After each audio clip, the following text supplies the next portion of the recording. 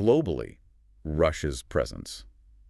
I mean, it's undeniable, isn't it? A constant factor. Absolutely. And for, what, over 2 decades now, Vladimir Putin has really been the one shaping its course. Yeah, he's the defining figure. His leadership has been so long-lasting that understanding his perspective, his actions, it just feels vital if you want to comprehend Russia's role today. Totally agree. Which is why for this deep dive, we've gathered quite a range of materials. Right. We've got recent polling data, some detailed biographical stuff, expert analyses. Looking at Russia's achievements, its changes during his time. Exactly. And our mission really is to sort of sift through all this and pull out the key insights, what drives him, what were the big choices, and what have been the consequences, both inside Russia and, well, everywhere else. Let's do it. Where should we start? The beginning seems logical. Oh, okay, yeah. Let's unpack his early life. Our sources paint a pretty stark picture of growing up in post-war Leningrad, St. Petersburg now, of course. Yeah, those early years sound foundational. I mean, imagine it. A city literally scarred by war. Bomb sites still visible. Exactly. Hunger, families crammed into communal apartments. His father fought in the war. His mother survived the siege of Leningrad. That must instill a certain resilience, determination. And it wasn't just hardship, was it? The sources talk about a real toughness in the environment. Oh, yeah. Iron discipline, street violence. One source says he learned early that strength meant not blinking first. Oh. Yeah. That really paints a picture, doesn't it? Learning about power dynamics very directly, very young. It certainly seems that way, and maybe that's what sparked his interest in espionage. Ah, the KGB ambition. Right. Even as a kid, apparently drawn to those spy stories, loyalty, secrecy, power. It wasn't just like a random childhood dream. It seems connected to that environment, that understanding of strength he picked up. Which takes us naturally into his time actually in the KGB and a really crucial period. The collapse of the Soviet Union. So he studied law, joined the KGB, and ended up posted in Dresden, East Germany. Right when things started to fall apart. Exactly. And the sources highlight this specific moment during the fall of the GDR, him burning KGB files as the whole system just crumbled around him. That image is powerful. This feeling of chaos, loss of control, the end of a system. Yeah. And the sources suggest this was deeply impactful. Like, it solidified this determination that something like that disintegration should never happen to Russia. The speed of it all. The whole Soviet bloc just vanishing. It must have, created a deep distrust of weakness, a belief that you need absolute control. It seems highly likely. That firsthand view of a state losing its grip probably left a huge mark. So when he goes back to Leningrad, starts working with Mayor Sobchak. A liberal mayor, interestingly. Right. But Putin already had this ingrained sense of state fragility, the need for strength. And during that time, he gets his reputation. Calm, efficient, loyal. Key traits, you'd imagine, for navigating the 90s in Russia. Oh, absolutely.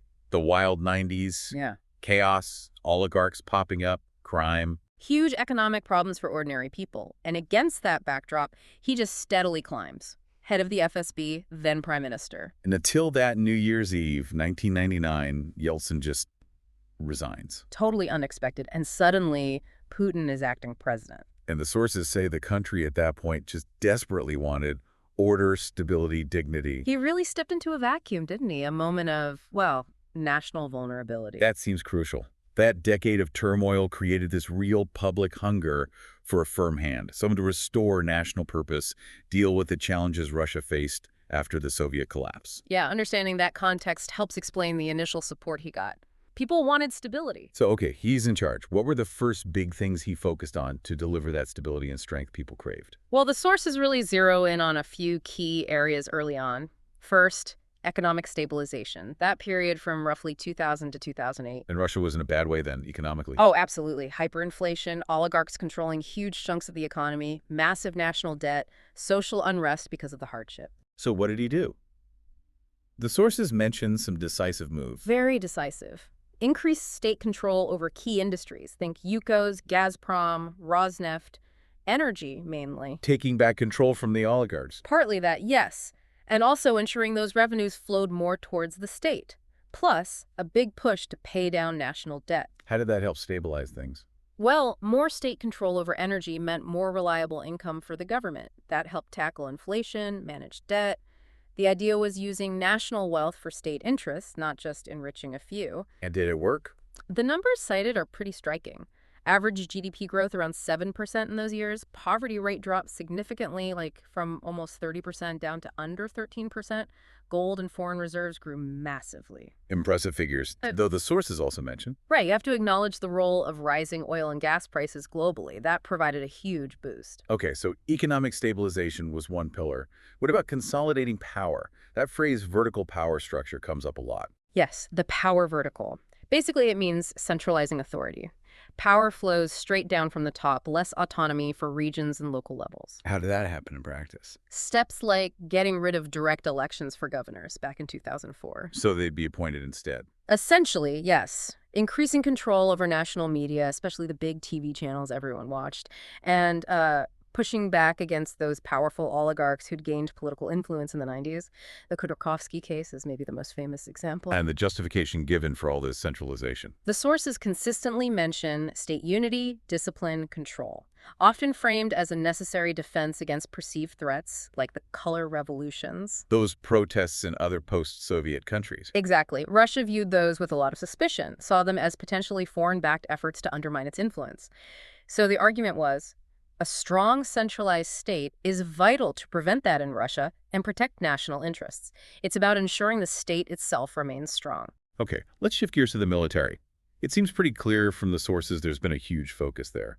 Modernization, a more assertive stance. Absolutely. Especially after the 2008 conflict with Georgia, that seemed to trigger major reforms. Professionalizing the army, investing heavily in new weapons. Very advanced stuff mentioned, right? Yeah, things like the Sarmat ICBM, the Avangard hypersonic vehicle. Defense spending went up significantly too. Bolstering military capability was clearly a top priority. And we've seen this military used in various places. We have. The sources point to Georgia in 2008, then the intervention in Syria starting in 2015. Which really put Russia back on the map as a major military player in the Middle East, supporting Assad. Definitely. And then, of course, Ukraine. Starting with Crimea's annexation in 2014, the conflict in Donbass, and now the full-scale military operation. And the Russian framing of these actions. Generally presented as necessary steps. Protecting Russia's interests, protecting Russian-speaking populations in neighboring countries, countering what they see as encroaching external influence, particularly from NATO. Beyond the military, what about other ways Russia has tried to exert influence? Diplomacy, partnerships? Well, very active on that front, too. Things like BRICS cooperation with Brazil, India, China, South Africa. Expanding the Eurasian Economic Union for regional integration. Holding summits with African nations. Building ties there. Yeah, diplomatic and economic ties. Plus, Russia remains one of the world's biggest arms exporters. It's all part of projecting influence, building alliances in what they see as a multipolar world. What about inside Russia? There seems to be this push to shape a specific national identity. Yes, the sources describe a deliberate effort there, strengthening the role of the Russian Orthodox Church, pushing patriotic education in schools. The Great Patriotic War, World War II, seems central. Hugely central, celebrating the victory as a cornerstone of national pride, and also measures to limit what's labeled foreign influence on NGOs and media. It looks like an effort to foster unity around a particular narrative of Russian history and values. Let's talk about Crimea in 2014. That feels like a real turning point in the sources. It was huge. So the context is, after Yanukovych was ousted in Ukraine, these unmarked soldiers, the Green Men, appear in Crimea. Then the referendum. Right, a hastily organized referendum. Official results showed massive support for joining Russia, though widely disputed internationally. Then Russia formally annexed the peninsula. Which most of the world didn't and still doesn't recognize. Correct. But inside Russia, a massive wave of patriotism, Putin's approval rating soared. It also triggered the first major Western sanctions. And Russia's justification. Framed as protecting the rights and choices of the mostly Russian-speaking population there, who they argued felt threatened by the new government in Kyiv. A matter of historical justice from their perspective. Alongside these big geopolitical moves, there were also major infrastructure projects, right? Prestige projects almost. Definitely. The Crimean Bridge is a huge symbol. The Nord Stream gas pipeline. Controversial ones. Very. But also modernizing airports, railways, cities often linked to big events like the 2018 World Cup or the 2014 Sochi Olympics. These are showcased as proof of Russia's progress, modernization, commitment to improving things, digital administration improvements too.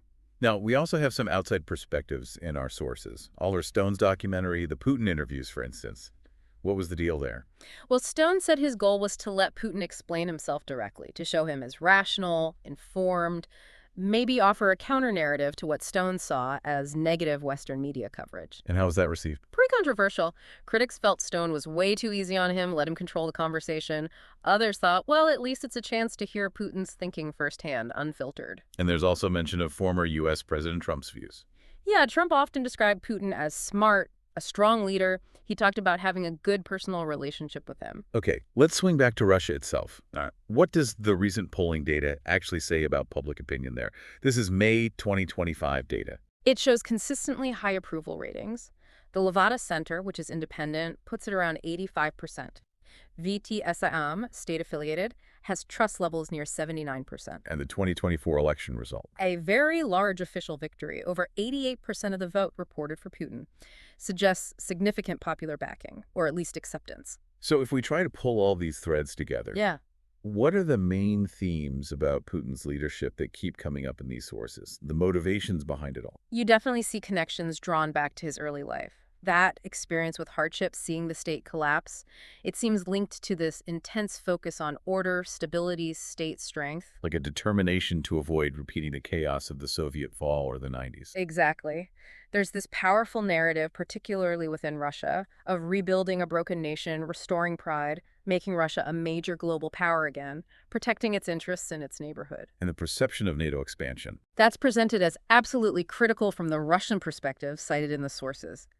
Seen as a direct, even existential threat, something that justifies a very firm response to protect Russia's security interests. It seems that view the need to defend Russia's sphere of influence against perceived external threats really underpins a lot of the actions described. It certainly appears to be a major driver, yes. And as the sources make clear, interpretations of all this differ wildly. How so? Well, supporters, both in Russia and some abroad, see him as the strong leader who brought stability, restored dignity, and is rightfully defending Russia's interests against an encroaching West. And the critics. Critics, again, both inside Russia and internationally, see an authoritarian figure who's crushed dissent, rolled back democratic freedoms, and pursued aggressive, destabilizing foreign policies. Two very different pictures. So, wrapping up this deep dive, we've looked at Putin's background, his consolidation of power, the economic efforts, the military buildup and actions, the international strategy, the domestic support. Quite a journey. It really is. And these different sources, taken together, they don't give you a simple answer. They paint a really complex portrait of a leader whose impact on Russia and indeed the world has been immense and is still unfolding. Definitely. And maybe that leaves us with a final thought for you, the listener, to mull over. Yeah. Considering everything we've explored, the history, the actions, the different perspectives, what do you think the long-term consequences of this era might be? Particularly for Russia's relationship with the rest of the world. It's a question that's going to be with us for a long time to come.